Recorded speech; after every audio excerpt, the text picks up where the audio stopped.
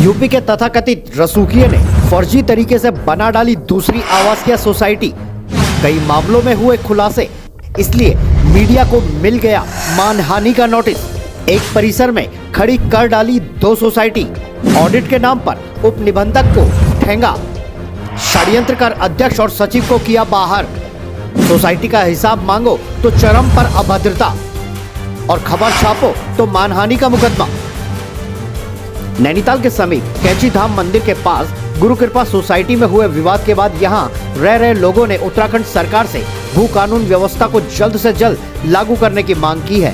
Society के सदस्यों ने नोएडा के राजीव चौधरी पर आरोप लगाया है कि वो सोसाइटी में रह रहे लोगों को प्रताड़ित कर उन्हें यहां से फ्लैट बेचने को मजबूर कर रहा है। सोसाइटी के सदस्यों ने राजीव चौधरी पर धोखाधड़ी से नई सोसाइटी बनाने और पुरानी सोसाइटी से पैसा हड़पने का आरोप भी लगाया है। मामले के मुताबिक कैची धाम मंदिर के कुछ ही कदमों की दूरी पर गुरु कृपा आवासीय सोसाइटी है, जिसमें करीब 26 फ्लैट हैं। इस सोसाइटी में नैनीताल के स्थानीय लोगों के अलावा बाहरी राज्य के लोगों ने भी फ्लैट्स खरीदे हैं। गुरु कृपा सोसाइटी साल 2017 में बनी थी, जिसमें राजीव चौधरी को गुरु कृपा आवासीय सोसाइटी का महामंत्री बनाया गया था। लेकिन राजीव चौधरी ने सोसाइटी के लोगों को झांसे में रखकर एक नई सोसाइटी गुरुदेव आवासीय कल्याण समिति बना दी, जिसमें राजीव खुद अध्यक्ष बन बैठा और कोषाध्यक्ष आलोक गोस्वामी की पत्नी वंदना गोस्वामी को बना दिया। साथ ही पुरानी सोसाइटी गुरु कृपा निवासीय कल्याण समिति से प्रमीला कुमारी सक्सेना और संयुक्त सचिव सुमित खन्ना को निकाल दिया गया। आलोक गोस्वामी की पत्नी वंदना गोस्वामी, जो पहले से उपाध्यक्ष थी, उसे अध्यक्ष पद की जिम्मेदारी दे दी, जिसके बाद वंदना गोस्वामी और राजीव चौधरी गुरुकृपा सोसाइटी के खाते से पैसे की बंदरबाट करने लगे। सोसाइटी का लेखा जोखा वंदना गोस्वामी और राजीव चौधरी ने कभी भी सदस्यों को नहीं दिया और न ही सोसाइटी का ऑडिट करवाया गया। राजीव चौधरी ने आवासीय परिसर में पैसा तो पुरानी सोसाइटी से निकाला, लेकिन बिजली के लिए ट्रांसफार्मर नई सोसाइटी के नाम पर लगवा दिया, जबकि नई सोसाइटी गुरुदेव आवासीय कल्याण समिति का खाता तक नहीं खोला गया है। वो क्या कहते हैं, किस तरह से बात करते हैं, उसमें हमेशा ही थ्रेट होता है और उसके अलावा वो कुछ बात ही नहीं करते। उनसे कुछ पूछो तो वो जो मैसेज डालेंगे वो मैसेज मैंने आपको सुना दिए हैं। उन मैसेजों में थ्रेट के अलावा कुछ होता ही नहीं है। वो ये चाहते हैं कि वो बोले, दूसरा कुछ बोले ही। अगर कोई मैसेज डालेंगे तो वो ब्लॉक कर देते हैं। कल उन्होंने मुझे एक मैसेज, मैंने ये लिख दिया, अच्छा आज के बाद मैं आपको अब बात ही सुनूंगा, मैसेज नहीं डालूंगा। उन्होंने मुझे रिमूव कर दिया अपने उसमें से। जो ये मैडम लोग को ये परेशानी है, ये परेशानी मैं भी झेल रहा हूँ, ये परेशानी शादी लोग झेल रहे हैं, जो लोग यहाँ आए हुए हैं। बाकी कुछ लोग जो इनसे डर गए हुए हैं वो आते ही नहीं है, यहाँ पहुँचते ही नहीं है। ये बाबा का दरबार है।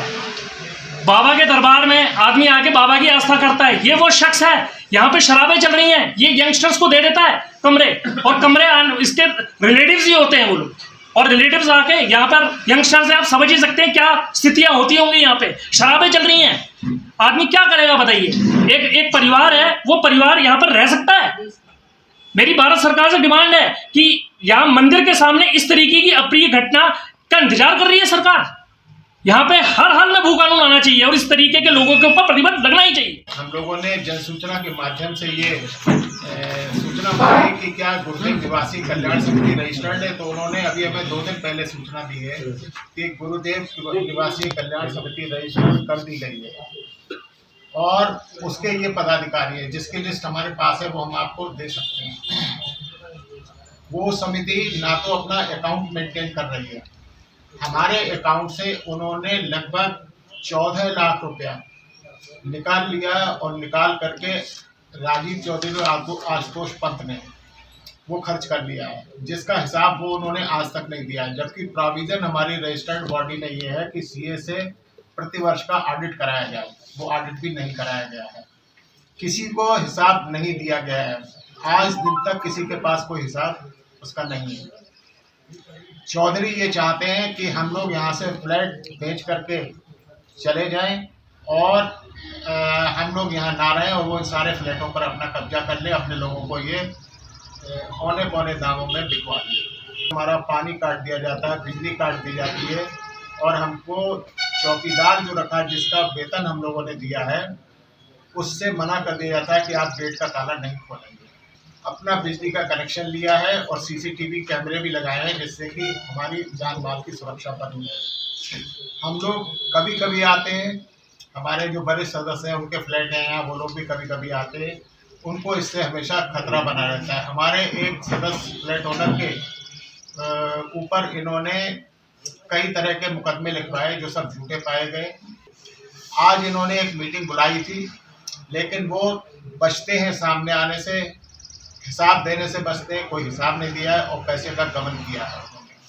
हमारा ये कहना है कि सोसाइटी में शांति बनाए रखने के लिए राजीव चौधरी ने जो अनैतिक कार्य किए हैं, जो इलीगल कार्य किए हैं, उनके खिलाफ आवश्यक कानूनी कार्रवाई की जाए और हम लोगों की जान माल की सुरक्षा की। 17 जून को राजीव चौधरी कैची धाम में सभी सदस्यों की एक बैठक बुलाता है, जिसमें सुमित खन्ना, पुलिस और मीडिया कर्मी मामले को सुलझाने के लिए बैठक में पहुंचते हैं, लेकिन बैठक में राजीव चौधरी नहीं आते। उनकी जगह वंदना गोस्वामी और उनके पति आलोक गोस्वामी पहुंचते हैं, जो कि पुरानी सोसाइटी में अध्यक्ष और नई सोसाइटी में कोषाध्यक्ष हैं।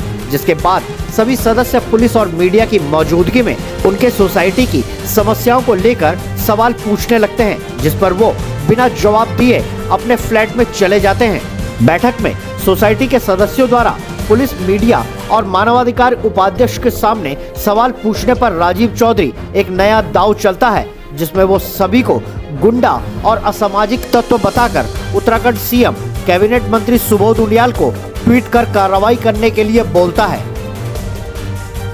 17 तारीख को सोसाइटी के लोगों के बुलाने पर हमारी पूरी संस्था, जिसमें हमारे प्रदेश अध्यक्ष लामा जी भी थे, प्रदेश सचिव और यहाँ के नगर अध्यक्ष, नगर उपाध्यक्ष, काफ़ी लोग हमारे सब पूरी टीम हमारे साथ में गई थी। वहाँ जाकर जो सोसाइटी के जो अध्यक्ष थे प्रेजेंट में, हालांकि वो पहले सोसाइटी में कोषाध्यक्ष थे, उन्होंने जाने का प्रयास किया, सोसाइटी से भागने का प्रयास किया। तो वहाँ पर रहने वाले एक सरदार जी हैं, उन्होंने उनको पकड़ा। क्योंकि हम वहाँ पर गए थे तो पुलिस के को साथ में ही लेकर गए थे, हमारे साथ में गिरी जी साथ गए थे। और हमने ये रखा था कि क्योंकि मीडिया थी तो हमने कहा भाई मीडिया के मामले में भी गलत चीज़ ना जाए, तो कम से कम दोनों पक्षों को अपनी अपनी बात रखने का हक है। लेकिन सुमित जो पहली पार्टी थी वो अपना बयान देने को तैयार थी, लेकिन दूसरी पार्टी सामने ही आना नहीं चाहती थी। काफ़ी जद्दोजहद करने के बाद हमने जब सारे साक्ष्य देखे हैं तो वो सब कुछ गलत तो जा ही रहा है कि एक सोसाइटी के होते वहाँ दूसरी सोसाइटी बना दी गई। लोगों को भ्रमित करने के चक्कर में वहाँ पहली सोसाइटी से पैसे निकाले गए। तो लोगों का यही आरोप था कि पानी है नहीं, नल है नहीं, ट्रांसफार्मर के पैसे दिए हैं तो वो नहीं दिया। लेकिन जो चौधरी जी हैं वो डायरेक्ट हमारे को और हमारी मीडिया पर भी उल्टे सीधे आरोप लगा रहे हैं, जो कि गलत है। कैची धाम एक बहुत पवित्र स्थल है, क्योंकि हमारे सभी लोगों की आस्था उससे जुड़ी हुई है और उसको भी आहत होने की संभावना है। इस मामले में जब राजीव चौधरी से संपर्क किया गया तो उनका कोई जवाब नहीं आया, जिसके बाद खबर प्रकाशित कर दी गई।